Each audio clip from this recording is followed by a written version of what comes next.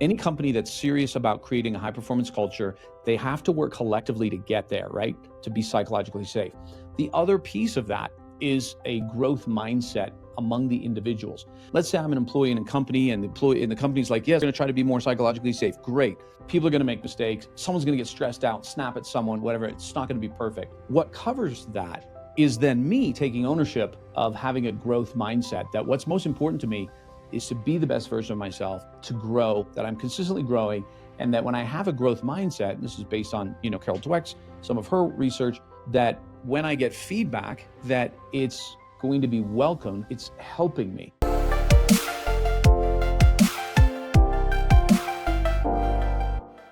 Welcome back, everybody, to From Crisis to Justice. I'm your host, Parag Amin, and today I'm joined by my special guest, James Robbins.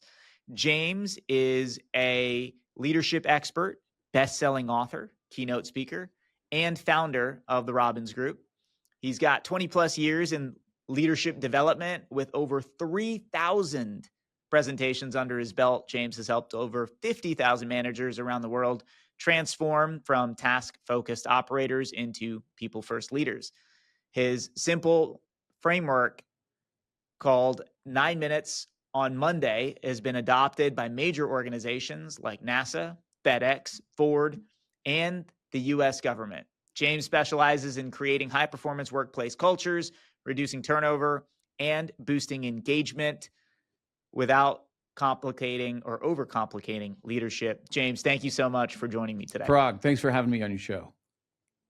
So, James, how did you get interested or involved in this space in the first place, in terms of becoming a leadership expert?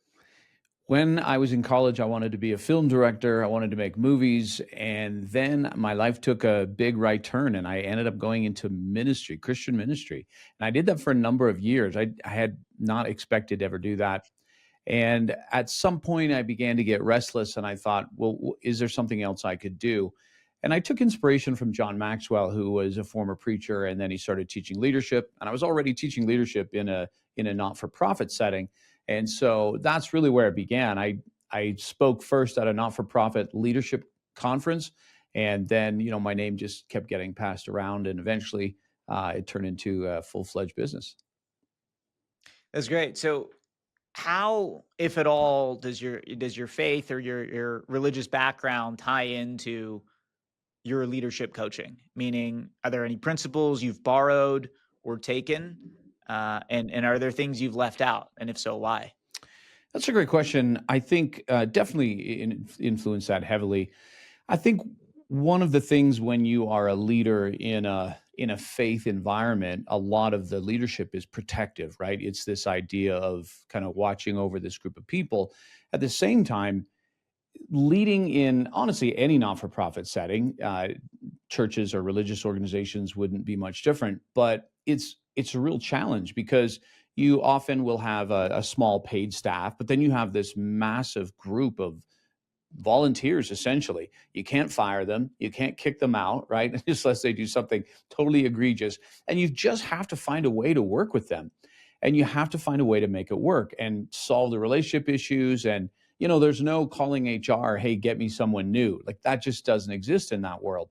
So you really cut your teeth on leadership in that kind of setting. In terms of what would I have left out? Well, obviously the spiritual aspect of things in the business world, you can't bring that over. But for the most part, people are people, and the principles that apply, whether it's in a not-for-profit or in a Fortune 100, they're pretty much the same. Interesting. So you're saying maybe it's a little bit more difficult in a religious setting than it is in a private organization, because to some extent you're kind of stuck with who you've got, and you have to find a way to lead them into either becoming the type of people or having the types of habits that you would need them to have to be successful in the organization. For sure. And, when you get in a religious, let's say religious denomination of some kind, the other focus is really on helping people grow, right? Like the focus is just helping someone advance in whatever area of their life, could be in all areas of their life.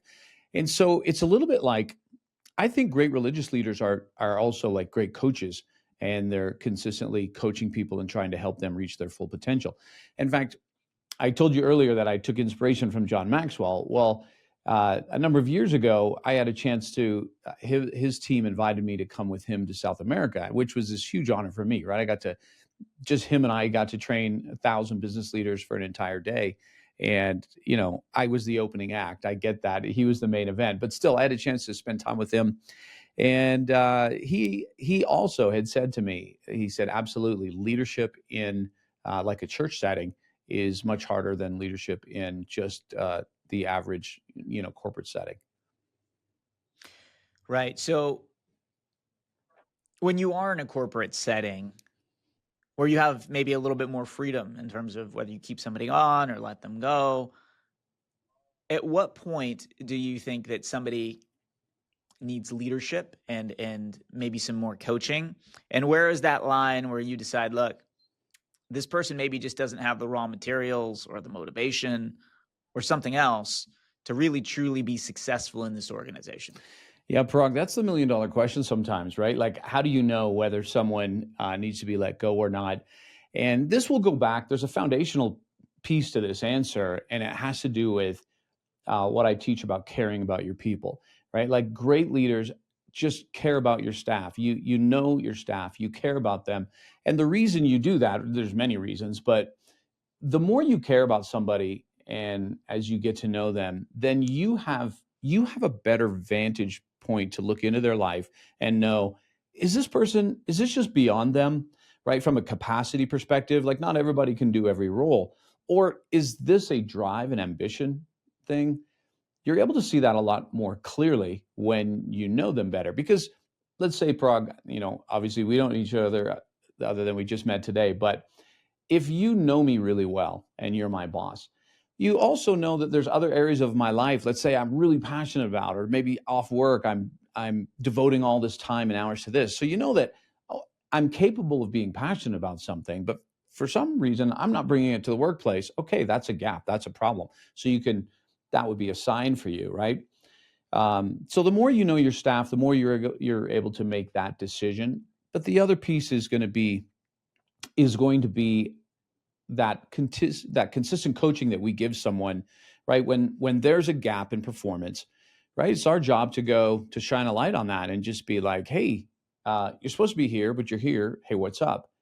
And to understand that there can be multiple answers to that, right? It could be that, again, it's beyond someone's capacity. It could be that they don't have the resources to do what you're asking them. It could be that there's external things getting in the way. We quickly jump to, well, are they not passionate? Is this a motivation problem? And most people, that's where we go first. Like, the staff person didn't do this. How, obviously they didn't want to, but that may not be the case. Sometimes it's a clarity thing, and you just haven't been clear on what you're asking them to do. Hmm.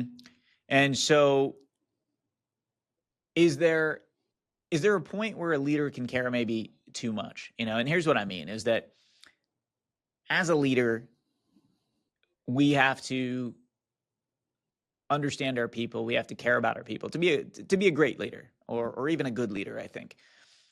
There's an aspect of understanding people, understanding motivations, understanding how to help get things done. It's a combination of a holistic understanding of how things come together, how work gets done, and what makes people want to get things done in terms of sharing the vision, sharing the mission, and there's that aspect of things. And then there's also the human compassion, understanding aspect of things, where somebody might just be going through a tough time, and it's uncharacteristic of them to underperform or not perform at all. Um, and there's drawing that line versus drawing the line of, well, look, I mean, you've been provided these opportunities and you're being paid to not just work, but ultimately, especially in higher performance settings, such as my law firm or many other places that are beyond just, did you show up today and did you punch the clock and did you move this thing from this place to that place. It's ultimately, what results did you get? And if the person isn't quite getting the results, at what point do you as the leader say, look, this is uncharacteristic of them. I need to do something a little bit more because, I understand that there's a human compassion element of things versus, making this strategic decision of, as a leader, you've also got to decide what's best for the team and the organization. And ultimately to say, look, we unfortunately we are going to have to let you go and find someone else. Yeah, so back to the initial question that you kicked that off with, can a leader care too much? My answer to that is no, they can't. They can't care too much, but what they can do is they can care and then not expect results. And at the end of the day, all of us are in business to produce some kind of result so that we solve some kind of a problem, right? At the end of the day, that's what it's all about. But if you want to get the best out of your people as a leader, yes, you got to definitely care about them, care for them. At the same time, you got to expect them to produce results, right? It's when we're at work, the it's a different context than, let's say, family. Family, it's like you need to care about your family just because they're family. Doesn't always work out great, but they're family.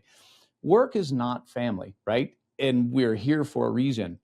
But a metaphor that often resonates with people when I am working with an organization is this idea of a bank account. So when you think about a bank account, like human relationships are like a bank account. It's a value exchange. Some people don't like to think of it in this way, but it really is a value exchange. So in a bank account, there's deposits and withdrawals. And we always want to make sure that the deposits outnumber the withdrawals, right? In your own bank account. Otherwise, you're overdrawn, you get fees, all of that. Like you get penalized for being overdrawn. It's no different in leadership. So it's deposits and withdrawals. What's a deposit? Caring about staff, helping them grow, recognizing great work, appreciating them. Those are all deposits kind of to the emotional bank account. Well, what are the withdrawals? They're things like holding people accountable, expecting results, challenging people. Those are also things that those are not bad or wrong. That's part of work, right? Doing those things. I'll give you an example. There was a manufacturing company that hired me and they wanted me to go into one of their plants and turn it into, an example plant. And one of the things they said was that this plant needs more accountability. Like people have to hold each other accountable more. They're not holding the standard. And I said, okay, for sure, we can talk about that, but that's not where we start. Because if we just go in and let's go back to the bank account, let's just go in and let's just start making withdrawals. We need more withdrawals here, which is right. But if we don't add more deposits at the same time, we're going to bankrupt the relationship. And that's where people get to this place where they'll say things like, well, fine, I'll come in and do my job, but don't think I'm going to do 1 minute more, right? That's when people take, in a sense, kind of ownership of the energy exchange and they try to balance it back out. So back to the original question about, can you care too much? No, because can you deposit too much in your bank account? No, but you have to make sure that you are also withdrawing. And here's the real challenge, Parag, is that if we were to take all of us who are leaders, there's a spectrum that we're on where we favor results or we favor relationships, drivers and builders, right? Everyone's somewhere on there. I'm a little bit more on the builder side, right? And that's what made me good at ministry. It was about relationships. Well, neither is right. It's just how we are. Our goal is to try to get more towards the middle. So drivers, yeah, they got to focus a little bit more on the people side. The builders who it's just natural for them to care, just easily for them to care. Well, they got to make sure that they're focused on results, that they actually hold people accountable, that they don't make excuses for people. So this is why leadership is such a great area to grow personally, right? So for me, my nature is a builder, which means I have to make sure that I'm diligent on holding the line and not making excuses for people and expecting, you got to get the result. Yeah, and I love that. So when it comes to leadership, what are your thoughts on how we can all become better leaders, including, you use the terms driver and builder. How does one figure out if they're a driver, a builder, or maybe something else? And how do they go about deciding what aspect of leadership they should really be focused on improving to become a better leader? Because it's such a broad term. There's so many things that somebody can do. And so how does one decide where to start? So if you think about human potential, just even think about us, like both of us are business owners. You and I can come to work, and because we're the business owner, we're pretty engaged, right? Like it's our company and we're pretty invested in it and we work overtime, and we don't even think of it that way. But even you and I, who are the most engaged, some days we're not the most engaged for our own standard, right? Like some days you're not your best, or maybe you are all the time, Parag. I'm not always my best, right? So sometimes I'm on all cylinders, and sometimes I'm less than all cylinders. Well, that's a gap, right? There's a gap in the potential that I just brought to my own company. Well, now multiply that by however many staff you have, and you have these, and everyone has a gap. Everyone has a range. What leaders are able to take people, whatever range they are, and consistently get people to bring more to work each day. And so if I have 10 staff and I get them all to bring 10% more that day, then it's literally like I added an employee, if you want to look at it from a numbers perspective. So what engages people? Well, some of the things we already talked about, right? Making sure that we care about our staff for sure, helping people grow, recognizing great work when we see it, but then also giving people what I call a mountain to climb. So when you compare, when you take a look at a lot of people's jobs, they represent sort of a hamster wheel, right? Or you have treadmill if you want. People get on it, they work hard all day, they get off it, and if you're on the treadmill, you didn't go anywhere. You just used up a lot of energy. And a lot of jobs are like that. What leaders do is leaders are able to help give someone a mountain to climb, whether that's a quarterly goal, whether that's a KPI. I mean, everyone in a company should have at least one KPI, whether it's a project they're working on, basically anything they're working on that they can show progress. Because what happens for us as humans is that when we have a goal and we're making progress, it makes us feel happy. It makes us feel satisfied about the job. So it's this whole, first of all, the goal creates striving, right, within us. And then striving creates progress. Progress makes us happy and keeps the loop going. Where we come in as leaders then is to be able to give people feedback on their progress. And a great test for everyone who's listening, who's a leader, is just think of all your staff that report to you. Could you tomorrow at lunch go and give them feedback on their progress? And if you're like, how would I do that? Jerry runs the front desk. How would I give feedback on his progress? Well, that's just sort of a red flag to show you that he's missing a piece of the thing that drives us from a motivational perspective, is to pursue something.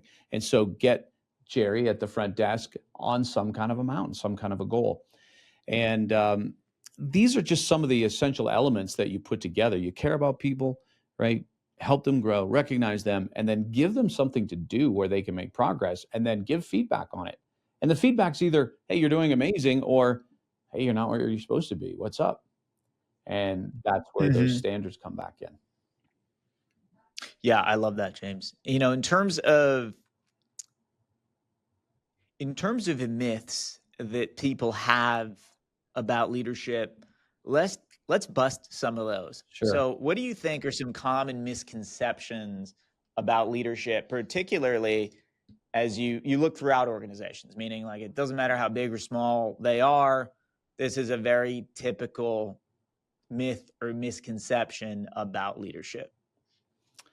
That's a great question. That would make a great chapter in a book I've yet to write, Parag. But let's start with a couple. I would think one is that leaders need to know everything, and I think especially when people are younger.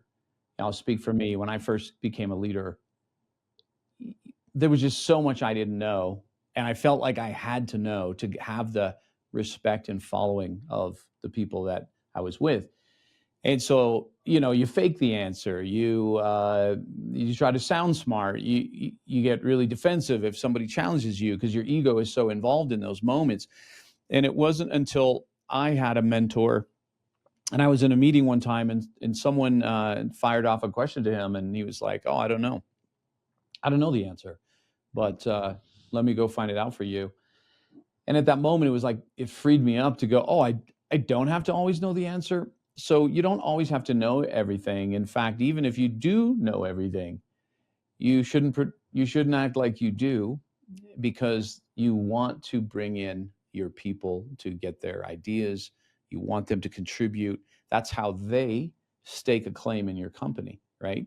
If you're just giving directives all the time, there's nothing for them to own. So that would be one.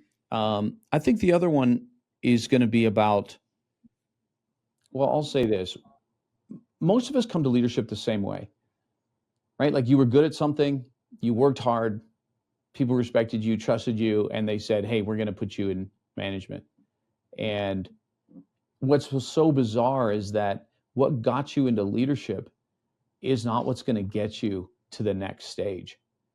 And because what got you into leadership was just who you were and how you worked. But now what gets you to the next level is how well you move people. It's just a completely different skill set. So for every leader who doesn't begin to devote time to the mastery of the craft of moving people, you're going to be missing out. And for business owners, it's going to be the same thing. We're all trying to grow our business, and the challenge for leaders is, we're all busy, right? Like, just let me get my work done, and then to know that, oh, but wait a minute, I part of my work is making sure this employee, that it's clear what they're doing, making sure this employee are being developed and coached, making sure this employee, is finding out why they didn't get that done. It's just part of the role. And I've had those days where I'm like, I hope my staff don't find me so I can get stuff done, right? So it's just, but then you realize, wait a minute, my scoreboard is no longer me.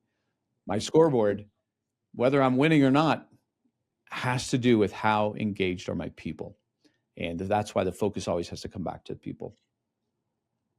Yeah, I love that. And you were talking earlier about, let's say, the ranges that people can perform in, and sometimes it's on the higher end, other days on the lower end. So what are your thoughts on getting, whether it's for yourself and your team or your team, to the higher end of that performance metric or that performance range, while still balancing against burnout?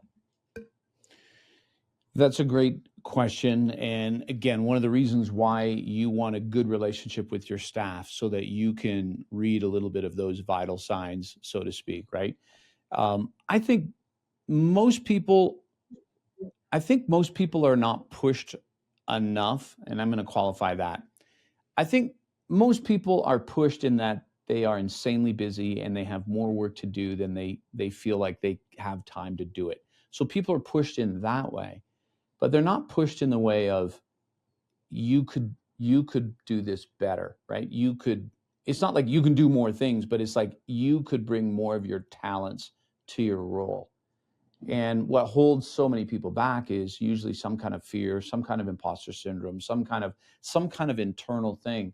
And I think the leaders who are able to understand that, right? It's like, you want to increase the output.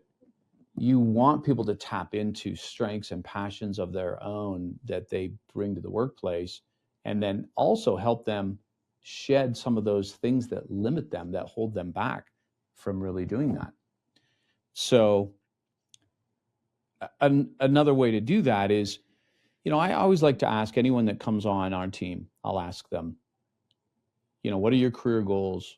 Or what are your goals in life? What are your career goals? And I even ask them, what are their financial goals? Right? Because I'll say something like, I want you to make the most here than that you've made anywhere, which then opens the door for me to say, what's the most you've ever made in a month? And then regardless of what they say, I might say, okay, well, we're not there yet, but how do we get you there? Right? So right from the beginning, I'm on their side, and I'm thinking, okay, well, maybe we can tie in profit sharing for you on course sales or whatever it might be. But what are your goals in life? What are your career goals? What's your financial goals? When it comes to career goals, we had a staff member, and his career goal, he wanted to start his own barbecue restaurant. That was his dream. So obviously he's not going to stay with me forever. And I always assume that no one is staying with me forever, right? Like everyone is just that we were crossing paths for a little while, and we're going to help each other.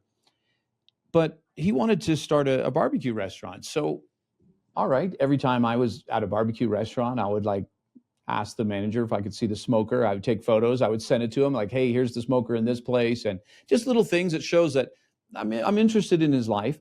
But then also from a coaching perspective, when, this person was dropping balls with one of the clients or with a project, I was able to talk to him to say like, you have got to get better at this skill.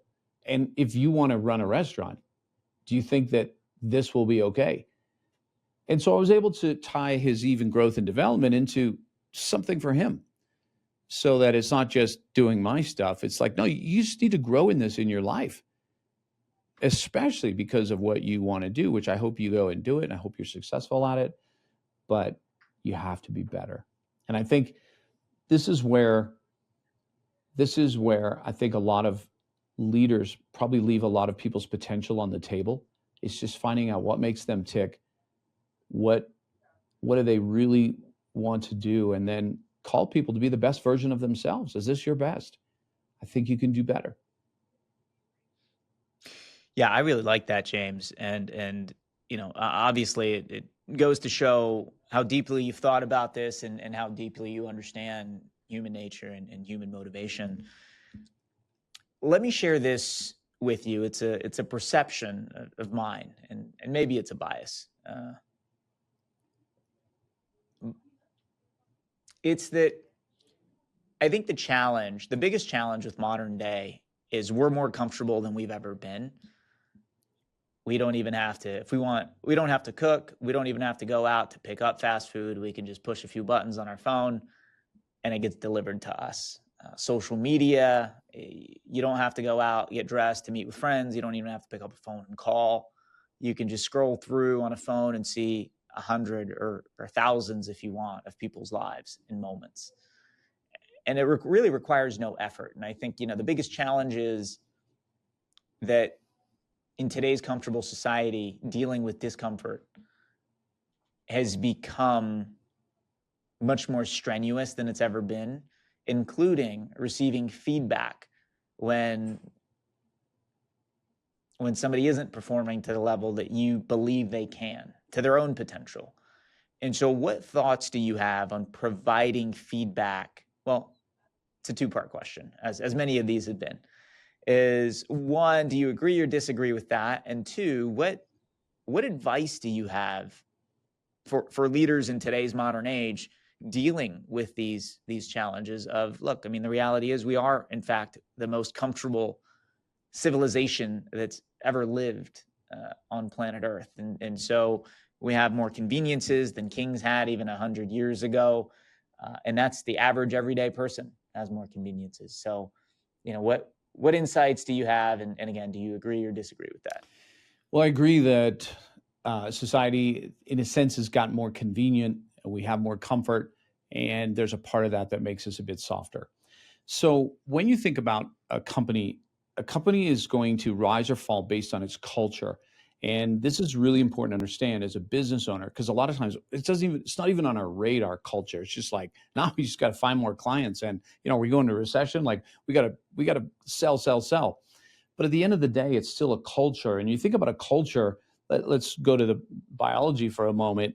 If we take a culture medium, right, depends on the medium, we can drop stem cells into one medium and one petri dish, and they all become liver cells. Change the medium, those same stem cells become skin cells, right? Like what they become is dependent on the medium. And it's the same way when we build a company, right? What are we dropping people into? Because any of us who've worked in different companies for a while, you understand there's some strong cultures you've probably worked in, maybe some weaker cultures, but that culture actually impacts what you bring to the stage.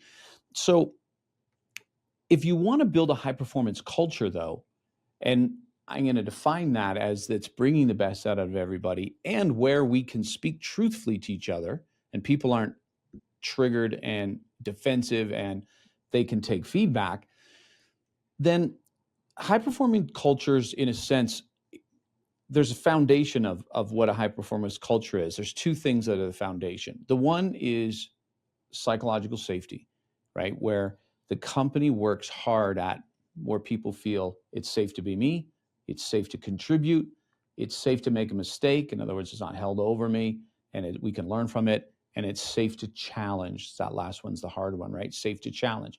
But where there's a culture where I can speak up, I can tell my boss, I don't think this is the best decision, right? At the end of the day, it's the boss's decision, but I can speak up and say, I disagree with you on that. So any company that's serious about creating a high performance culture, they have to work collectively to get there, right? To be psychologically safe. The other piece of that is a growth mindset among the individuals. So in other words, let's say I'm an employee in a company, and the company's like, yes, we're going to become, we're going to try to be more psychologically safe. Great. But no company's going to do it perfectly. People are going to make mistakes. Someone's going to get stressed out, snap at someone, whatever. It's not going to be perfect. What covers that is then me taking ownership of having a growth mindset, that what's most important to me is to be the best version of myself, to grow, that I'm consistently growing, and that when I have a growth mindset, and this is based on, Carol Dweck's, some of her research, that when I get feedback, that it's going to be welcomed because it's helping me. I still might get triggered. I still have to remind myself, wait a minute, this is helping me. So here's how these two things work together. Then when it comes time for, when you are consistently sending out that message as a boss, as a business owner, as a leader on your team, we're going to have a psychologically safe culture, and I want everyone to adopt a growth mindset. I mean, who wouldn't be behind that, right? But then when you start to give feedback, and if someone starts getting defensive, you can call them back to that commitment of a growth mindset. Like, in other words, hey, I'm not attacking you here. I'm just trying to point something out. I might not be doing it perfectly. I just need you to hear the message. And I'll have even said to some staff, like when we have to have a hard talk, I might say, hey, I need to have a conversation with you. I'm going to need you to really step into a growth mindset here, right? That's the warning sign. We're going to have a difficult conversation, and I really need you to take on a growth mindset and listen to me, right? And then I'm going to speak my truth. So it greases the wheels a bit. And then, of course, I mean, they may not even agree with what I say, and that's safe to challenge as well. Like, we need to be able to have that. But at the end of the day, it's still going to come back down to, is whatever we're doing producing results, right? Are we fulfilling our mission? That's our North Star, and our values are the compass. So does that make sense as I explain that? That it's kind of a long way to answer your question about how do we give feedback without people being triggered? Well, we go deeper, and we create a culture of safety, but also growth mindset. And that just has to become an expectation, which is why we can have one-on-ones with our employees to say, hey, where are you growing? What are you working on in terms of your own personal growth? And if you work here, you have to work on yourself as well. It's just part of what we do. And then also leaders lead the way by saying, hey, here's what I'm learning. Or I have a coach, and my coach said this, and I made a mistake here. I screwed up here. Here's what I learned from it, though. And making it okay to not be perfect actually then brings more of people to the workplace. That makes perfect sense, James. And so, if people want to learn a little bit more about leadership, they can certainly pick up your current book, 9 Minutes on Monday. And I know you've got a new book launching in a few months, and love to hear you talk a little bit about that, The Call to Climb. And tell the listeners, if you would as well, where they can either get your books or learn more about you, your leadership, or if they want to work together to improve their own leadership or their organization's leadership, how can they do that? Appreciate that. Yeah, they can go to jamesrobbins.com. We have courses there, workshops happening all the time. You can just see if there's something that appeals to you, whether it's having one-on-ones, being more productive, learning to delegate better. So lots of things there. My new book, The Call to Climb, is coming out in August. I'm really excited about it, but it's not so much a leadership book as it is you becoming a best version of yourself. It's written in a story format. Like I said off air, it's sort of The Alchemist meets Carl Jung, and dealing with just realizing that our lives are the product of the patterns and the programming that we've had. And if we really want to step into the best version of ourselves, we have to realize what we're up against, and it's often internal. But when we do start to see the patterns driving it, we're able to make better choices, and that usually takes us to the place that we're trying to get to. I love that. I love that, James. Thank you for that. And thank you for joining me today. Parag, nice to be on your show. Thanks for having me. Yeah, absolutely. And to the listeners, I hope you got a lot out of this. And, James has been fantastic in terms of sharing his knowledge, his wisdom, hard earned over the years. And hopefully some of that wisdom has given you some insights and helped you on the path to becoming a better leader, because ultimately that's one of the things that makes entrepreneurship so great. Is it's not just about yourself. It's not just about building a business, but at each step of the way, I personally believe that true entrepreneurship is about improving yourself and creating a great organization so that you can help other people and impact other people's lives and be of service, not just to clients, but also to employees, and create a great culture and organization so that everything lives symbiotically. And James, again, thank you for sharing some of these insights, because I know that I have gotten several great ideas from you today that I am going to implement into my law firm essentially today. I'm going to take a break after this and start taking some notes on exactly what I want to do based on this conversation. So again, thank you for being here. Thank you for sharing your wisdom, and appreciate you being on. Appreciate it, Parag.